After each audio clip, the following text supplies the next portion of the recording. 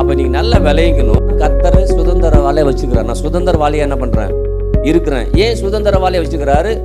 எல்லாவற்றையும் சுதந்திரிக்கக்கூடிய உரிமை. சுதந்திரவாளின்னா என்னன்னா எல்லாம் என்னதுன்னு சொல்ல முடியும். அப்ப இன்னைக்கு நமக்கு எது உரிமை சொத்தா கர்த்தர் கொடுத்திருக்கிறாரு? வார்த்தை தான் உரிமை சொத்து.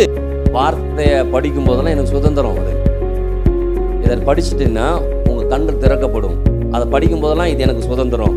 எந்த வார்த்தை சொன்னாலும் அதுக்கு எனக்கு சுதந்திரம். எந்த வார்த்தை சொன்னாலும் அதுக்கு எனக்கு சுதந்திரம். ஏன்? அந்த வார்த்தை தான் எனக்கு சுதந்திரமான விருப்பம்.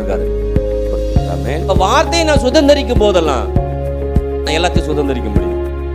சுகம் வேணுமா? எதை சுதந்திரிக்கணும்? வார்த்தையை சுதந்திரிச்சிட்டேன்னா சுகத்தை சுதந்திரிக்கிறேன். பலவீனமா இருக்கிறேன், பலத்துக்குரிய வார்த்தையை சுதந்திரிச்சுன்னா பலத்தை சுதந்திரிக்கிறேன்.